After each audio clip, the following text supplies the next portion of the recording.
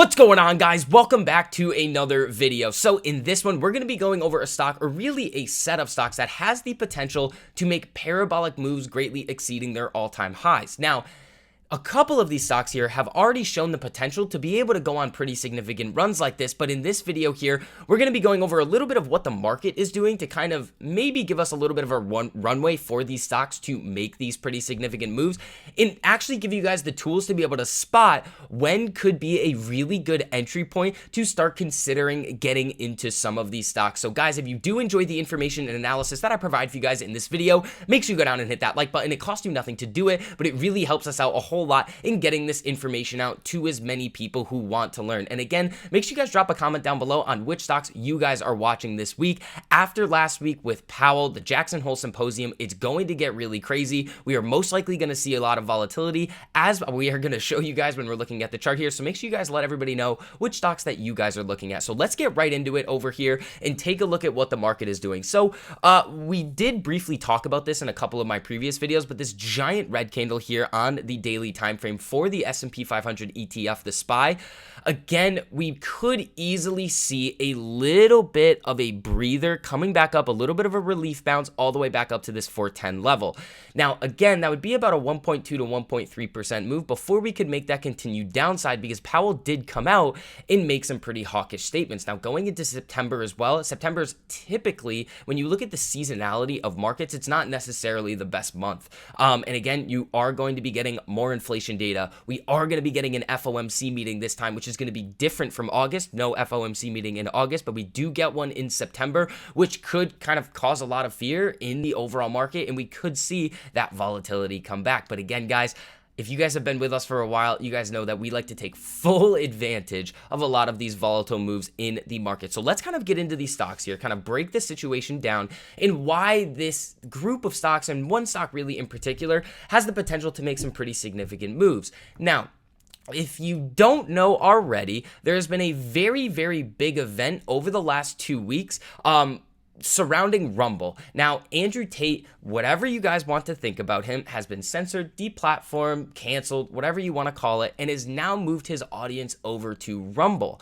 Now, the important thing about this here is that audience is very, very large. When you look at the top charts for the App Store here, Rumble shot up to #1 on the App Store. And as we go through kind of some of these articles here, as big tech continues to censor content it deems unacceptable, people have sought out alternative platforms where free speech is better protected. Among them is Rumble, which skyrocketed to the top of the app charts Saturday, ahead of Instagram and its main competitor, YouTube. On Friday, Pavlovsky, the CEO, spoke with Fox News' Tucker Carlson, explaining that he gave notorious influencer Andrew Tate a platform after he was effectively banned from every other social media outlet. What we're standing up for at Rumble is allowing people to say whatever they want, whether we agree or disagree with what they are saying. Now, again, some of you guys might try to think about the political side of this, or what you emotionally feel about these situations here. And I want you guys to try to put that aside and just think about the actual kind of aspects of this business right now.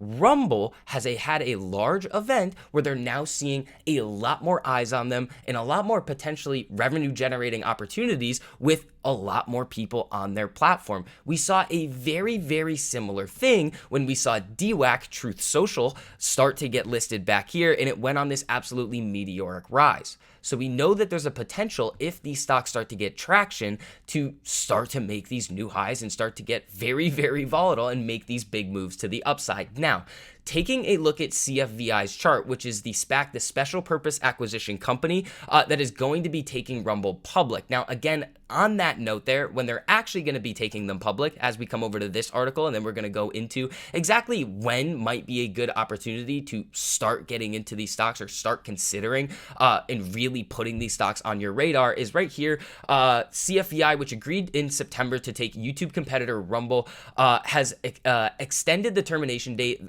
for the Rumble deal to October 31st. The deal was extended to October 31st from August 29th to accommodate for a shareholder vote scheduled for mid next month, according to an 8K filing. The shares rose on this day. CFVI will hold a special meeting of its holders September 15th to vote on its combination with Rumble. The business combination is expected to close shortly after the special meetings. Okay, so we have another potential catalyst coming out in October. So again, like I said before, it could take a little while for these situations to actually play out, but I want you guys to be aware of these things. Now, going to the chart over here, there's a couple of key things that I want you guys to realize. Remember, last Friday, the SPY had a very, very significant red day. Again, let's see what the actual percentage was. Negative 3.38% in a day. That is a massive red day for the overall market.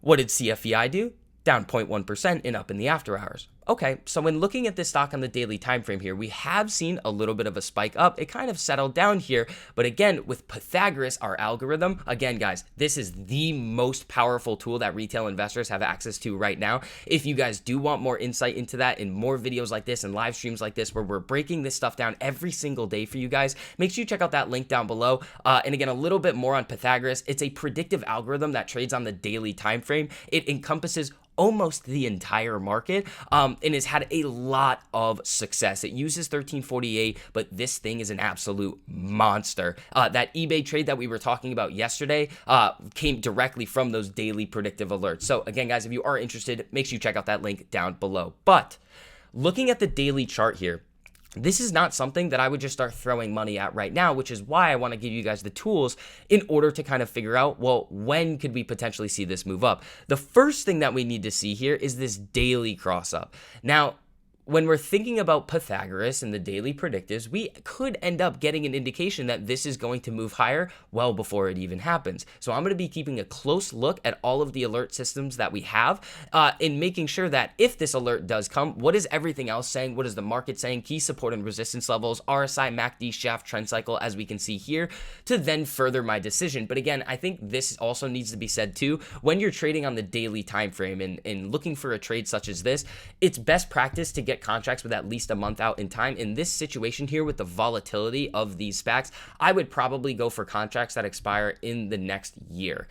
So in 2023, some expiration date in 2023. I haven't made a decision yet, but that's kind of where I'm looking right now. But here's another thing we have to look at. On the 4-hour time frame, we're seeing what we like to call an EMA sandwich. This is something that we talk about in our group all of the time, where when you see the 13 EMA kind of wound up around this 48, where you see these cross downs, cross up, cross down, cross up, and there isn't really a large move in either direction, you're seeing a period of consolidation where you could either break up or you could break back down.